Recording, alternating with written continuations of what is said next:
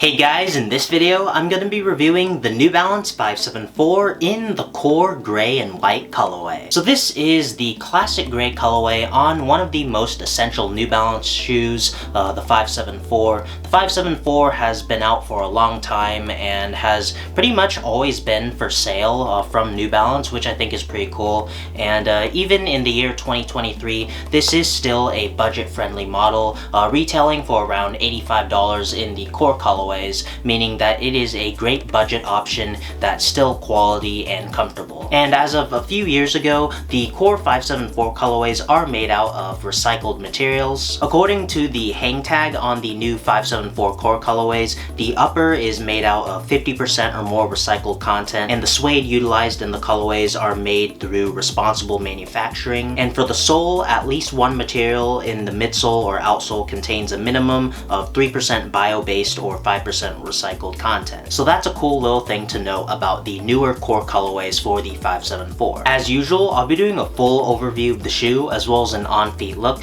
as well as my thoughts and opinions on sizing, comfort, quality, and overall design of the shoe. Starting with the box, the 574 in the core gray colorway comes in the standard gray New Balance lifestyle box that's mostly gray with a gray New Balance logo at the top, as well as New Balance branding around the box. Starting with the toe box of the shoe, the mugguard of the shoe is made out of gray suede. In the middle of the toe box, you get some gray mesh, and at the top of the toe box, you also get more of that gray suede. Moving towards the side of the shoe, you get more of that gray suede. The lace eyelets of the shoes are also made out of gray suede, and in the very middle, you get the New Balance N logo in a gray 3M reflective material on top of a white leather background. And moving towards the ankle area and the top lace eyelet of the shoe, there's a small panel of lighter gray suede that makes up the upper lace eyelets and a small portion of the ankle area. You get more panels of that regular gray suede, more panels of that gray mesh, and in the very back you get a continuation of the gray suede as well as a big panel of 3M reflective material with the New Balance spell out in white. You also get a gray TPU heel clip in the back with the NB logo as well as some ridges. And the medial side of the shoe is the same as the lateral side of the shoe in terms of color and materials. The shoes come with one set of flat white laces, and those laces weave on top of a gray mesh tongue,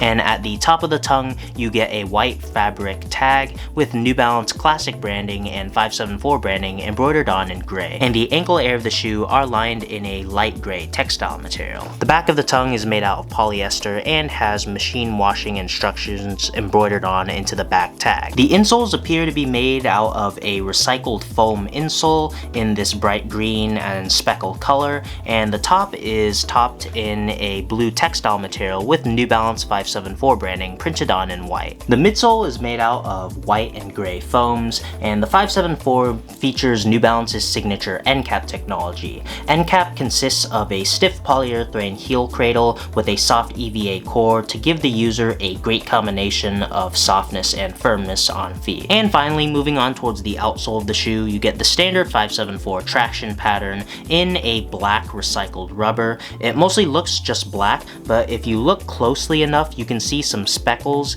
and that is not from wear. That is actually the natural, I guess, design or color of the rubber, since it is mostly recycled. So now that the overview of the shoes out of the way, I'll lace these up and I'll show you how they look on feet.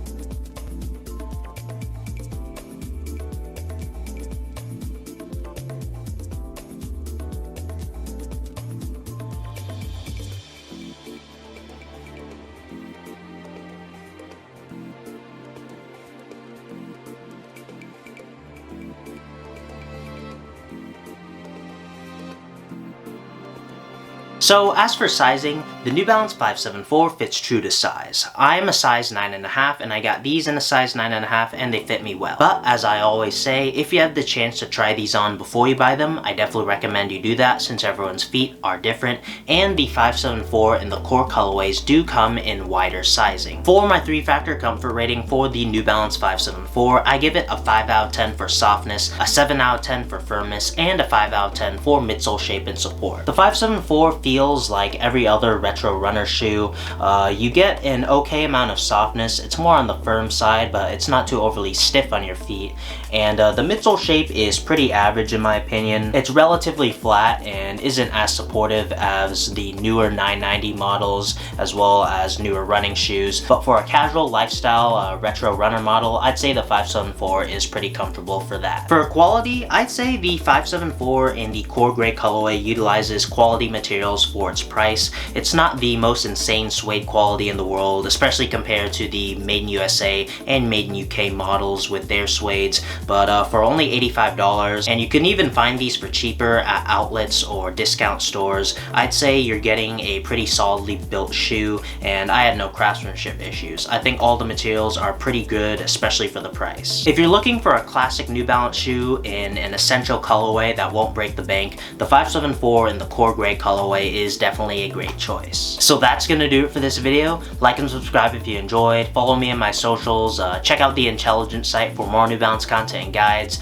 Consider leaving a super thanks in the tip jar below if you really loved the video, and thanks for watching.